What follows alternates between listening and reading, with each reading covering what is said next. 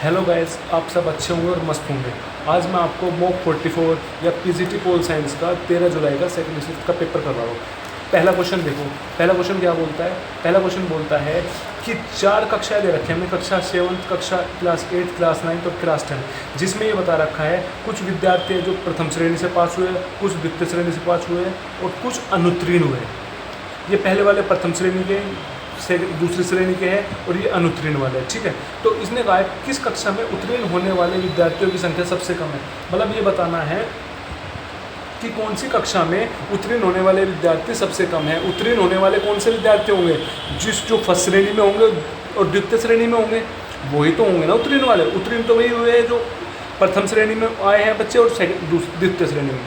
तो देखो, प्रथम श्रेणी और द्वितीय श्रेणी को जोड़ के देखो कौन सी क्लास में सबसे कम बैठते हैं। अब पहले वाले में देखो, क्लास 7 में 45 + 45 90 हो गए। क्लास 8 में देखो ये 50 है प्रथम श्रेणी के, 60 द्वितीय श्रेणी के, 50 + 60 कितने हो गए? 110 हो गए। तो क्लास 9 में देखो प्रथम श्रेणी में 7 है और उसमें 40 है, कितने हो गए? 60 + 40 100 हो गए, ठीक। और क्लास 10 में देखो 55 + 45 100 हो गए। सबसे कम किसमें? 90 वाला सबसे कम है। तो 90 वाला सबसे कम है तो कौन सा है? क्लास 7 है। तो क्लास 7 इज आंसर, ठीक।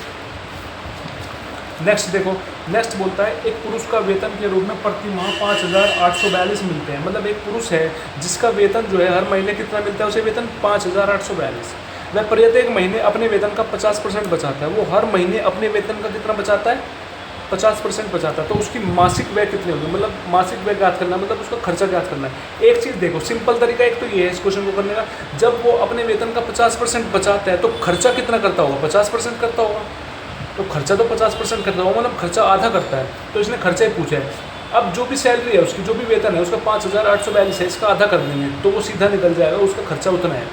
तो इसका आधा करेंगे वो कितना आ जाएगा? 2,921। या तो एक तरीका ये, एक तरीका है कंसेप्ट से चलने का, जो हम तरीके से करेंगे। वो कैसे करेंगे कि एक पुरुष है जिसका वेतन दे रखा है 5,842, तो इसने बताया हर महीने वो कितना 50% वेतन बचाता है। तो उसने पूछा मासिक व्यय, उस खर्चा कितना करता है। मान लो एक तरफ आय लिख ली, एक तरफ व्यय लिख लिया उसका खर्चा और एक तरफ बचत लिख ली। मान लो टोटल आय जो है उसकी सैलरी जो है उसकी वेतन 100 है, 100 में से 50% तो वो बचाता है। 100 को 50% 50, तो बचत कितनी करता है? 50। तो खर्चा कितना करता होगा? व्यय कितना करता होगा? 50। तो अब क्वेश्चन में क्या रहा है, कितने वेतन है उसका? 5,842 और हमने वेतन कितना निकाला? 100 यूनिट। तो 100 यूनिट किसके बराबर? 5,842 के। जैसे 1 यूनिट कितना है? 5,842/100। तो हमसे पूछा क्या है? खर्चा बताना है। तो खर्चा कितना? 50। तो 50 यूनिट की वैल्यू बतानी है। तो 50 यूनिट कितना हो जाएगा? 5,842/100 × 50। तो 50 दूनी 100, 2 से कट जाएगा, 2 दूनी 4, 1 बच गया, 2 9 18, 2 दूनी 4, 2,921। तो कौन सा ऑप्शन है? ऑप्शन 4 इज करेक्ट, ठीक। ऐसे थर्ड क्वेश्चन देखते हैं। थर्ड क्वेश्चन क्या बोल रहा है कि एक कस्बे की वर्तमान जनसंख्या 1,20,000 है। मतलब क्या बोल रहा है कि एक कस्बे की जो वर्तमान जनसंख्या है वो जनसंख्या कितनी है? 1,20,000। पिछले 10 वर्षों से यह 25% की वार्षिक दर से बढ़ रही है। मतलब इसने बताया है पिछले 10 साल से वो हर साल 25% की वृद्धि कर रही है उसकी जनसंख्या। हर साल कितनी? 25% की वृद्धि हो रही है जनसंख्या में पिछले 10 साल से। तो हमें बताना 3 वर्षों पहले की जनसंख्या और 2 वर्ष पहले की जनसंख्या का कितना अंतर है। हमें ये बताना है जो 3 वर्ष पहले की जनसंख्या है और 2 वर्ष पहले की जो जनसंख्या है उसका अंतर बताना है हमें, उसका अंतर क्या होगा। तो आइए निकालते हैं इस क्वेश्चन को, कैसे निकालें। तो इसको देखो, इसको निकालने का तरीका क्या है? इसको निकालने का सिंपल सा एक तरीका है, सिंपल सा एक फंडा है। वो क्या है वो बता रहा हूँ मैं आपको। देखो, तो इस पहले तो हम निकालते हैं 3 वर्ष का। 3 वर्ष की जनसंख्या क्या होगी? तो मान ले इसका पहले तो देखो किस रेट से बढ़ रहा है? 25% रेट से। किस रेट से बढ़ रहा है? 25% की रेट से बढ़ रहा है। 25% का फ्रैक्शन होता है 1/4। अगर फ्रैक्शन याद नहीं है तो इसको फ्रैक्शन में कन्वर्ट कर लो। 25% को हटाने के लिए 100 से डिवाइड, तो 25 चौके 100, 1/4 आ गया। तो मान लो 3 साल पहले निकालते 3 वर्ष की।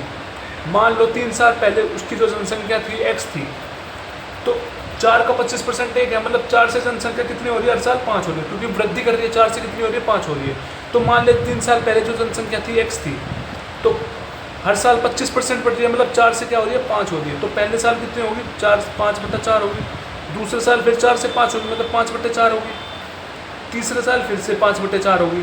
तो अब 3 साल बाद वो वर्तमान में आ गया, क्योंकि 3 साल पहले की बता रखी थी ना इसने कि 3 साल पहले का निकालना था, तो 3 साल पहले करते, अब वर्तमान में आ गए और वर्तमान में उसकी जनसंख्या कितनी है 1,20,000। तो यहाँ से 1,20,000 आ गए। यहाँ से हम एक्स की वैल्यू निकाल देंगे, ये यहाँ पे डिवाइड में उधर जाके मल्टीप्लाई में चले जाएंगे 1,20,000 के साथ। क्या हो जाएगा 1,20,000 है, इसमें मल्टीप्लाई हो जाएगी 40 24 4 × 4 × 4। अब ये मल्टीप्लाई में उधर जाके डिवाइड में हो जाएगा 5 × 5 × 5। तो काट दो, 5 दूनी 10, 2 बच गया, 5 चौक 20, 24,000। फिर 5 से कट जाएगा, 5 चौक 20, 4 बच गया, 5 अट्ठे 40, 4800। फिर 5 से कट जाएगा, 5 नम 45, 3 5 29, 960। क्या बच गया हमारे पास 960 × 4 × 4 × 4। तो 960 × 4 × 4, 4 चौक 16, चौक 64। अब 960 की मल्टीप्लाई किस में कर दो 64 में। तो 960 की 64 में मल्टीप्लाई करने के बाद कितना आ जाएगा हमारे पास आ जाएगा 61,440। कितना आ जाएगा 61,400। जब 960 की मल्टीप्लाई करेंगे 64 में कितना आ जाएगा 61,440। तो 3 साल पहले की जो जनसंख्या आ गई वो कितने आ गई 61,440। ऐसे ही हम 2 साल की निकाल देंगे, हम 2 वर्ष की, 2 वर्ष पहले की निकालेंगे। तो मान ले 2 वर्ष पहले उसकी एक्स जनसंख्या थी, तो पहले साल कितनी बढ़ गई 5/4, दूसरे साल कितनी बढ़ गई 5/4, और सैलरी जनसंख्या कितनी है 1,20,000 वर्तमान में। अब 4 जो है ये डिवाइड में उधर जाके मल्टीप्लाई में हो जाएंगे। तो क्या बन जाएगा x = 1,20,000 × 4 × 4 अपॉन, ये मल्टीप्लाई में डिवाइड में आ जाएंगे 5 × 5। तो काट दो, 5 से कट जाएगा कितने पे 2400 पे, 24,000 पे। फिर से 5 कट जाएगा कितने पे 4800 पे। तो अब हम 4800 × 4 × 4 करेंगे, तो 4 चौक कितना होता है 16। तो 4800 × 16 क्या हो जाएगा 4800 × 16 करेंगे, वो हमारे पास कितना आ जाएगा 4800 × 16 करने पे हमारे पास जो आएगा वो आएगा कितना आ जाएगा 76,800, 76,800।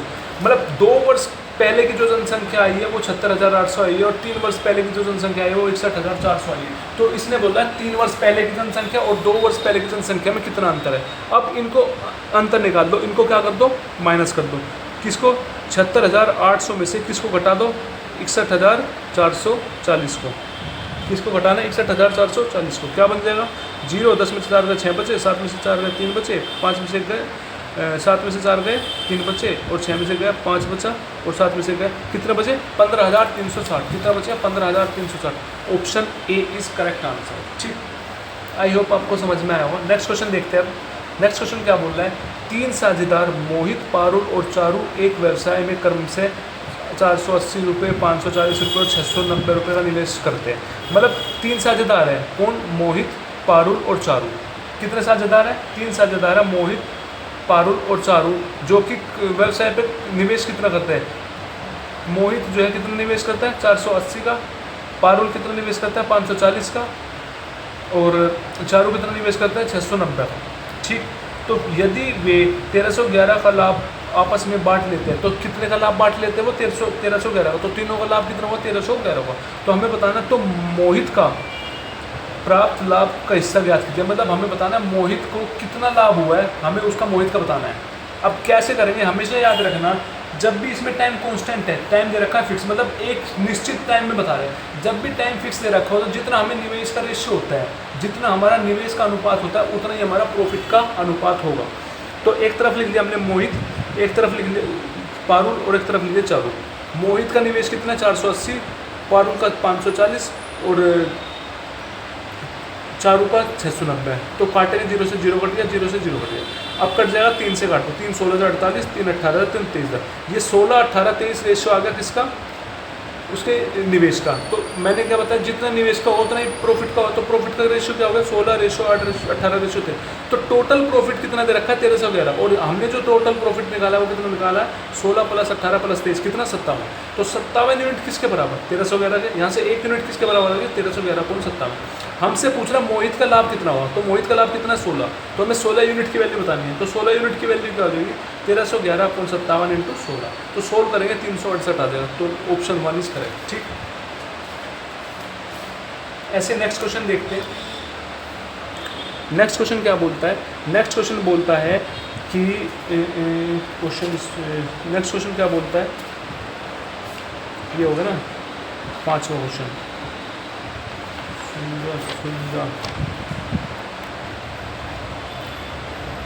नेक्स्ट क्वेश्चन देखो, नेक्स्ट क्वेश्चन क्या बोल रहा है, कार M को बिंदु A से बिंदु B तक जाने में 7 घंटे लगते हैं। मतलब कार M है एक, जो बिंदु A से बिंदु B तक जाने में कितने घंटे लगते हैं, 7 घंटे लगते हैं।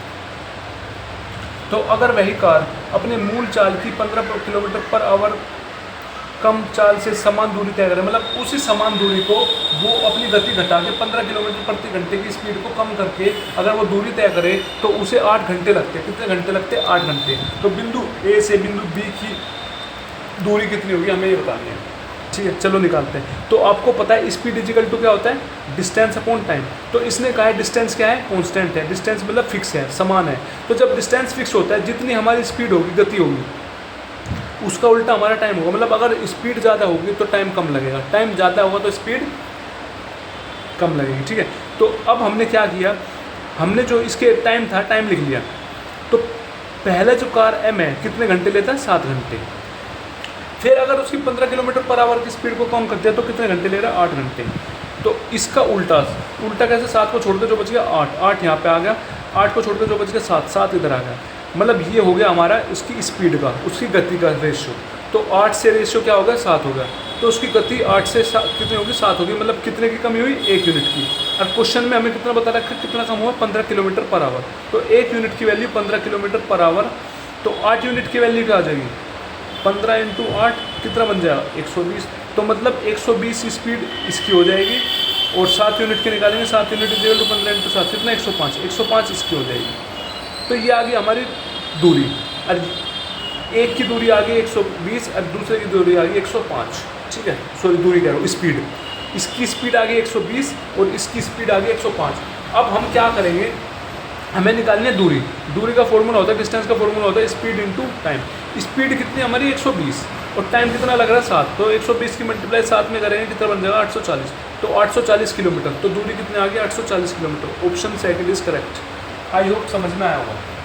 ठीक, नेक्स्ट देखते हैं। अब छठा क्वेश्चन क्या बोल रहा है, छठा क्वेश्चन बोल रहा है हमें कि समान अंकित मूल्य वाली समान प्रकार की वस्तुओं पर, मतलब एक समान अंकित मूल्य वाली समान प्रकार की वस्तु है, मतलब एक ही प्रकार की वस्तु है और एक ही उस पर अंकित मूल्य है। तो उस पर 18 खरीदने पर 2 मुफ्त पा रहे हैं। 18 खरीदने पर उसे 2 मुफ्त मिल रही है। तो हमें इसका क्या बताना है, छूट परसेंटेज बताना है। तो 18 खरीदने पर 2 मुफ्त मिल रही है, तो इसका मतलब टोटल कितनी है, उस पर अंकित मूल्य कितने, 20 वस्तु होगा। अंकित मूल्य 20 वस्तु है, क्योंकि 18 खरीदने पर 2 मुफ्त है। तो टोटल मुफ्त, जो टोटल हमारा अंकित मूल्य होगा वो कितना होगा, 20 होगा। अंकित मूल्य कितना होगा, 20। तो 20 वस्तु में से 18 खरीदने पे उसे 2 मुफ्त मिल रही है। 20 वस्तु थी टोटल, उसमें से 18 खरीदने पे उसे 2 मिल रही है। तो हमें क्या निकालना है, छूट निकालनी है, छूट परसेंटेज। छूट परसेंटेज कैसे निकालते हैं, छूट ऊपर अपॉन में नीचे अंकित मूल्य इंटू 100। छूट कितनी है, 2 की। और टोटल अंकित मूल्य कितना है, 18 + 2 20 इंटू 100। तो 2 से 10 पे कट जाए और 10 से 1 0 पे कट जाए, तो 10% छूट परसेंट आ गई। तो option 1 is correct. I hope समझ में आया होगा। नेक्स्ट क्वेश्चन देखते हैं। नेक्स्ट क्वेश्चन क्या बोल रहा है, नेक्स्ट क्वेश्चन बोल रहा है कि आकाशी, बबलू और चिंटू की आय का अनुपात 7:9:12 है। जो आकाशी, बबलू और चिंटू है, इसकी आय का अनुपात कितना दे रखा है, 7:9:12। ठीक है, उनके खर्च का अनुपात 8:8:15 है। और उनके जो खर्च है, खर्च का अनुपात कितना दे रखा है, खर्च का अनुपात दे रखा है 8:8:15। तो यदि आकाशी अपनी आय का 1/4 भाग बचत करती है, जो आकाशी है अपनी आय, जो उसकी आय है उसका 1/4 भाग बचत करती है, तो आकाशी, बबलू और चिंटू की बचत का अनुपात ज्ञात कीजिए। तो बचत का अनुपात बताना है। अब देख, एक तरफ लिख लिया हमने आकाशी, एक तरफ बबलू, एक तरफ चिंटू। तो उसकी आय कितनी है, 7:9:12, 7:9:12। तो इसको हमने नंबर में बना दिया रेशियो हटा के। तो कैसे, x लगा दिया, तो 7x, 9x, 12x। फिर इसने बोला खर्चा, खर्चा का रेशियो दे रखा 8:8:15। खर्चा का रेशियो होगा 8:8:15। तो इस रेशियो को हटाने के लिए क्या किया, हमने एक वेरिएबल डाल दिया y। तो 8y और 15 से। तो हमें बचत निकालनी है। तो बचत कैसे निकालते हैं, आय में से खर्च माइनस करके। अब क्वेश्चन में फिर क्या बोला है, क्वेश्चन में बोला आकाशी जो है अपनी आय का, जो उसकी आय है उसका 1/4 बचत करती है। तो आकाशी की आय कितनी है, 7x। 7x का 1/4 बचत करती है। तो 7x का 1/4 कितना हो जाएगा, 7x/4। तो 7x/4 क्या करती है, वो बचत करती है। अब आकाशी का बचत कैसे निकालेगा, तो उसकी आकाशी की आय में से खर्च घटा दो, मतलब 7x में से 8y घटा दिया, 7x में से माइनस कर दिया 8y को, तो वो कितनी बचत के बराबर आ गई, 7x/4 के। अब x वाले को एक साथ ले आओ, तो ये प्लस में उधर जाके माइनस में हो जाएगा, और ये y वाला माइनस में था उधर जाके प्लस में हो जाएगा। तो क्या बन जाएगा, 7x - 7x/4 कितना बन गया, 7x - 7x/4 8। तो यहाँ से एलसीएम आएगा 4, यहाँ पे नीचे है 1 की मल्टीप्लाई किस में करें, 4 बन गया 4 से, तो 4 की मल्टीप्लाई 7 से करनी पड़ेगी। 7 चौक 28, 28x - 7x = 8y। ठीक, अब क्या बन गया, 28x - 7x क्या बन गया, 21x/4 इंटू में 8y। तो ये डिवाइड में उधर जाके मल्टीप्लाई में चले जाएगा, तो 21x = 8 चौक 32, 32y। तो y मल्टीप्लाई में उधर जाके डिवाइड में आ जाएगा, तो x/y कितना आ जाएगा, 32 अपॉन में ये मल्टीप्लाई में उधर जाके डिवाइड में 32/x। यहाँ पे x की वैल्यू कितनी आ गई हमारे पास, 32, और y की वैल्यू आ गई 21। जो x y की वैल्यू है उठा के इन में रख दो, यहाँ से इसकी आय पता चल जाएगी, इसकी खर्च पता चल जाएगा। अब क्या किया हमने, उठा के इसमें रख दिया, आय में रख दिया 32x, x की वैल्यू 32 है, तो रेशियो क्या था, 7x 9x और 12x का। 7 की मल्टीप्लाई 32 में कर दिया, फिर 9 की मल्टीप्लाई 32 में कर दिया, फिर 12 की मल्टीप्लाई 32 में कर दिया। ऐसे खर्च y कितना था, 21। तो ऐसे हमने रेशियो क्या था इसका खर्च का, 8:15। तो 8 की मल्टीप्लाई 21 में कर दी, 8 की मल्टीप्लाई 21 में कर दी, और 15 की मल्टीप्लाई 21 में। तो इनको मल्टीप्लाई करा, 32 के साथ में करा 224 बन गया, 9 की 32 में करा 288 बन गया, और 12 की 32 में गया 384 बन गया। ऐसे ही 8 की मल्टीप्लाई 21 में गया 168 बन गया, 8 की मल्टीप्लाई 21 में गया 168, और 15 की मल्टीप्लाई 21 में 315। अब हम आय में से खर्च घटा दें तो हमें बचत पता चल जाएगा। 224 - 168 56 बच गया, 288 - 168 120 बच गया, 384 - 315 69 बचे। तो बचत का रेशियो कितना है, बचत का रेशियो आ गया 56 रेशियो 120 रेशियो 69। तो कौन सा ऑप्शन में, option 3 is correct. I hope आपको इतना समझ में आया होगा। ठीक, नेक्स्ट क्वेश्चन देखते हैं। नेक्स्ट क्वेश्चन क्या बोल रहा है, नेक्स्ट क्वेश्चन बोल रहा है कि 3 संख्याओं का औसत 20 है। जो हमारे पास 3 संख्या है, 3 संख्या का औसत दे रखा है 20, तो 2 संख्या हमें दे रखी है 15 और 25, हमें तीसरी संख्या बतानी है। हमेशा याद रखना, 3 संख्याओं का जब औसत 20 है, तो जब हमें उसका सम निकालना हो, उसका टोटल निकालना हो, 3 संख्या का सम कैसे निकालेंगे, जो उसका औसत होता है उसमें गुना कर दो किसकी, जितनी संख्या होती है। संख्या कितनी है, 3, और औसत कितना है 20, 20 की गुना 3 में कर देंगे तो हमारे सम निकल जाएगा। सम मतलब 3 संख्या का सम, और 3 संख्या हमने मानी कौन सी है, ए बी सी। तो a + b + c कितना आ गया, 20 × 3 60 आ गया। तो 2 संख्या दे रखी है 15 और 25, पहली संख्या 15, दूसरी संख्या 25, प्लस तीसरी संख्या में निकालनी है c = 60। 25 + 15 कितना आ गया, 40, 40 + c = 60। तो c की वैल्यू निकालिए, ये प्लस में 40 का उधर जाके माइनस में हो जाएगा, तो c की वैल्यू आ जाएगी 60 - 40 कितना, 20। तो 20 आ गई, तीसरी नंबर कौन सा आ गया, 20। तो option 1 is correct. I hope समझ में आया होगा। नेक्स्ट क्वेश्चन देखते हैं। नेक्स्ट क्वेश्चन क्या बोलता है, नेक्स्ट क्वेश्चन बोलता है कि एक कारखाने में श्रमिक की संख्या में 55% की कमी के कारण उत्पादन में 55% की कमी हो जाती है। मतलब इसने क्वेश्चन बोला है, एक कारखाना है जिसमें श्रमिक काम करने वाले हैं, उसकी संख्या 55% कम हो रही है, उसके कारण उसकी जो उत्पादन है, उत्पादन में भी 55% की कमी हो रही है। यह मानते हुए कि प्रति घंटे प्रति श्रमिक की उत्पादक नियमित है। मतलब ये मान लो कि जो प्रोडक्टिविटी है उसकी, श्रमिक की उत्पादकता है वो कांस्टेंट है। मतलब उत्पादकता जो है नियमित है, मतलब इतना उत्पाद करना ही है इतने टाइम में हमें। तो उत्पादन का मूल स्वर तक वापस लाने के लिए कार्य को कितने घंटे की प्रतिशत की वृद्धि की जानी चाहिए। मतलब इस क्वेश्चन में ये बोला है कि कुछ वर्कर्स है, पहले तो 55% वर्कर्स कम हो गए, जब 55% कम हुए तो उससे जो उसका काम है वो काम भी 55% कम हो गया। तो इसने बोला इसने ये क्वेश्चन में बोला जो उसका काम है वो काम था कांस्टेंट, मतलब काम उतना का उतना ही करना है हमें, मतलब जितना काम था काम उतना का उतना ही करना है। तो हमें, क्योंकि पहले तो इसने बताया वर्कर कम हो गए, 55% क्या हो गए, वर्कर कम हो गए। जब 55% वर्कर कम हुए हैं तो सीधी सी बात है काम भी कम होगा, 55% काम भी कम होगा। तो हमें ये बताया काम उतना का उतना ही करना है जितना था पहले, पर काम उतना ही करना है, वर्कर कम हो गए। तो हमें कितना समय बढ़ाना पड़ेगा, टाइम कितने ज़्यादा काम करना पड़ेगा कि जो उसका जो काम प्रोडक्शन है, मतलब जो उसको काम करना था वो काम उतना ही मतलब उतना ही काम कितने टाइम में वो पूरा कर दे, जिससे उनका टोटल काम हो जाए। मतलब जो टोटल काम उसे करना था जितना का जितना, तो उसकी जो काम करने वाले वर्कर्स है वो तो कम हो गए, तो हमें कितना टाइम काम को बढ़ा देना चाहिए कि जो काम जितना था उतना का उतना ही हो।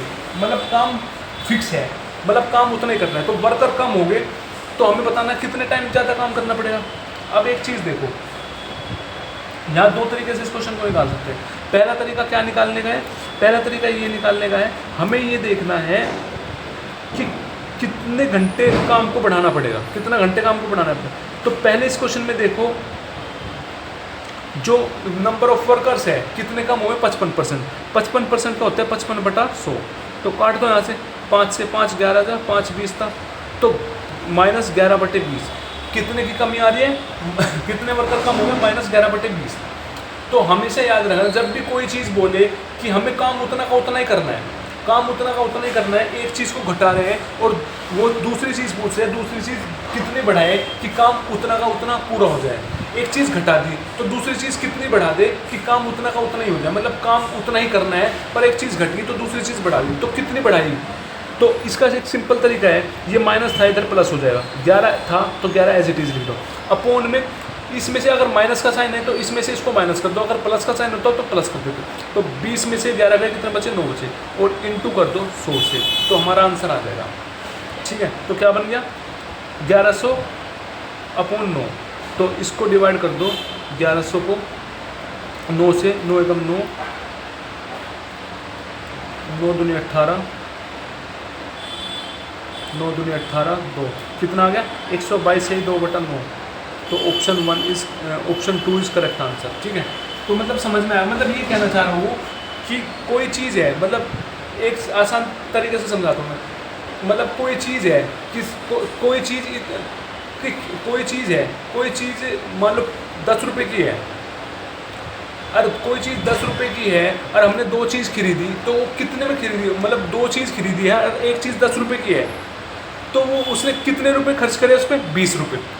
20 रुपये हो गए ना। अब इसने कह दिया कि जो प्राइस है उसका प्राइस बढ़ गया, उसका प्राइस बढ़ गया, मान लो उसका प्राइस उसने घटा दिया, उसका प्राइस घटा दिया, 10 था पहले प्राइस और वो प्राइस घटा के 5 कर दिया, तो कितना कर दिया, 5 कर दिया। तो खर्चा उतना का उतना ही है, खर्चा सेम है, तो हमें ये पूछ रहा है हमें उसकी कितनी संख्या बढ़ा देनी चाहिए, क्योंकि प्राइस तो कम होगा तो दूसरी चीज़ बढ़ेगी, तो हमें कितना संख्या बढ़ा देनी चाहिए, तो खर्चा उतना है। देख प्राइस एक चीज़ का 5 रुपये है, तो हमें खर्चा 20 करना है, तो प्राइस कितने करनी पड़ेगी, वो संख्या कितनी करनी पड़ेगी, 4 करनी पड़ेगी, तो संख्या बढ़ेगी ना। देखो तो खर्चा उतना ही रखा है। ऐसे इस क्वेश्चन में क्या बोला है कि इस क्वेश्चन में बोला है कि हमने वर्कर जो है, वर्कर को 55% कम कर दिए।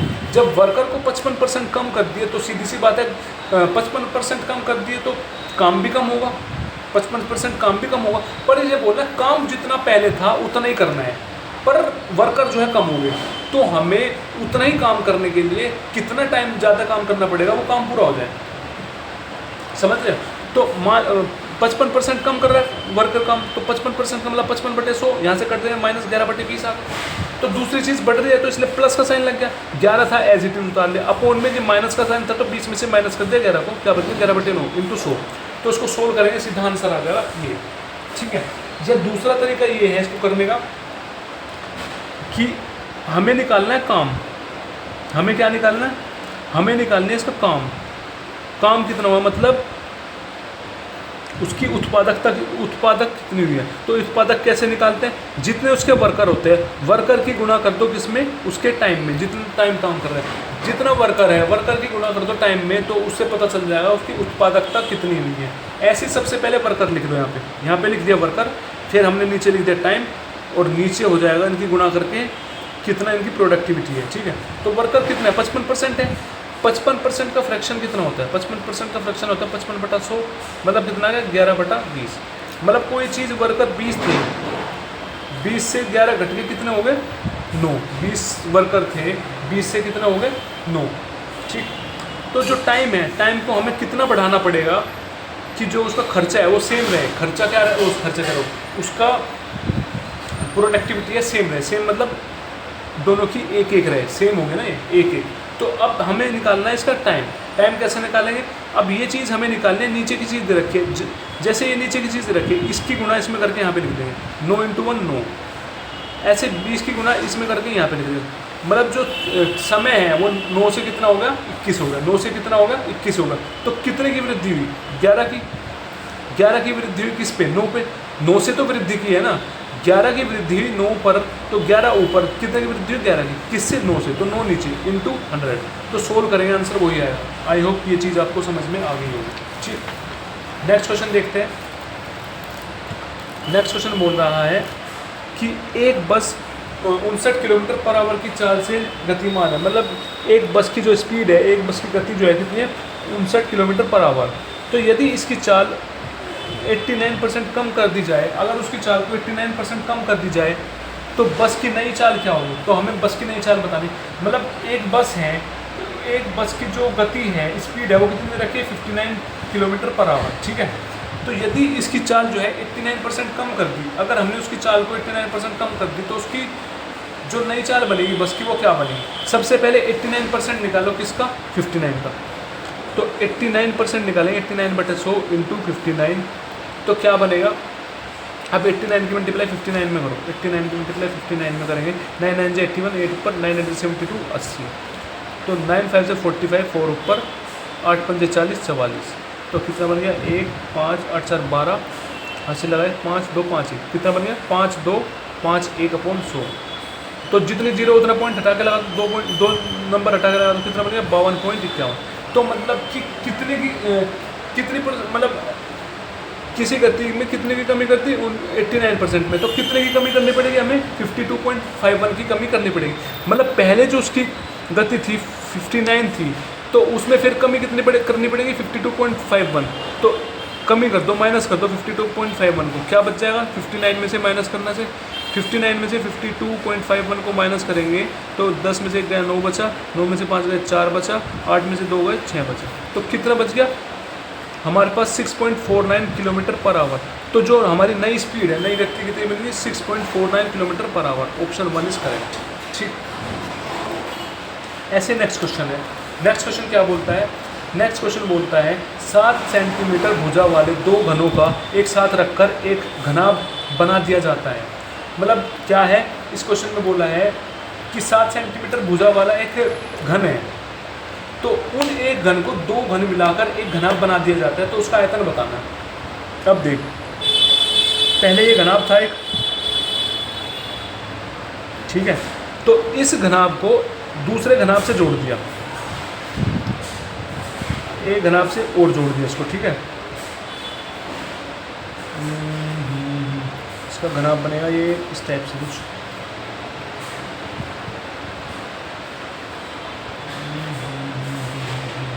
तो ये दो घनाभ बन गए, ठीक है। दो घनाभ जोड़ दिए, सॉरी दो घन जोड़ दिए, दो घन को जोड़ने के बाद क्या बन गया? ये घनाभ बन गया, ठीक है। इसने बोला इसकी साइड कितनी है? 7 सेंटीमीटर है। मतलब ये एक घन था, इसकी 7 लेंथ होगी, 7 लेंथ मतलब ये वाली 7 होगी, ये वाली 7 होगी और ये वाली हाइट 7 होगी। ऐसे दूसरा घन ये है तो इसकी लेंथ ये होगी, ब्रेथ 7 होगी और हाइट, ये हाइट 7 होगी और ब्रेथ 7 होगी।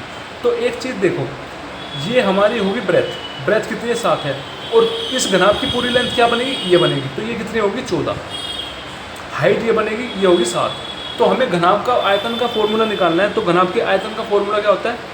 वो होता है length into breadth into height, L into B into H. Length कितनी बन गई यहाँ पे? 14। ब्रेथ कितनी है? 7, और ब्रेथ कितनी है? 7। तो अब हम इसको सोल्व करेंगे। सोल्व करने के बाद 7 पूरा सोल्व करने की तो जरूरत है नहीं, सीधा लास्ट वाला मल्टीप्लाई कर लो। 7 7 49, 49, 9 बच गया, 9 की 4 से कर लो, 9 चौक 36, लास्ट में 6 देख लो। तो लास्ट में 6 दो ऑप्शन में, तो इसका मतलब पूरा करना पड़ेगा। 7 7 49 हो गया। अब 49 की मल्टीप्लाई कर दो 14 में, क्या बन जाएगा? 9 चौक 36, हासिल लगे 3, 4 चौक 16, 3 19, 49, क्या बन गया? 6 9 9 18, हासिल लगाए 4 5 6, 6 8 6। तो ऑप्शन 2 इज करेक्ट आंसर, ठीक है। एक तरीका तो ये है। दूसरा तरीका ये है कि दो घनाभ है, दो घन है, तो दो घन को एक साथ मिलाया है, तो दो घन को मिलाने के बाद उसकी भुजा 7 सेंटीमीटर है, उसका आयतन बताना। तो सबसे पहले हम एक घन की निकाल लेते हैं। सबसे पहले हम क्या कर लेते हैं? एक घन है, उस घन का आयतन निकाल लेते हैं। उसकी साइड है 7, तो किसी घन का आयतन निकालना होता है, उसका फॉर्मूला होता है साइड का क्यूब। किसका क्यूब? साइड का क्यूब। मतलब साइड कितनी है, भुजा कितनी है 7, मतलब 7 × 7 × 7 कितना बन जाएगा? 7 7 49 और 49 7 कितना बनेगा? 49 7 बन जाएगा 7 9 63, 6 ऊपर 7 चौक 28, 6 34, तो 343 बन गया। कितना बन गया? 343। तो 343 जो आयतन आया वो खाली किसका आया? एक घन का। तो इसने पूछा 2 घन का आयतन बताना है, तो एक घन का जब 343 होगा 2 का कितना होगा? 2 की गुणा कर दो, कितना आ जाएगा? 6 8 6। तो एक तरीका ये इस क्वेश्चन को करना है। आई होप आपको ये चीज़ समझ में आ गई होगी। नेक्स्ट क्वेश्चन देखते हैं। नेक्स्ट क्वेश्चन क्या बोल रहे हैं?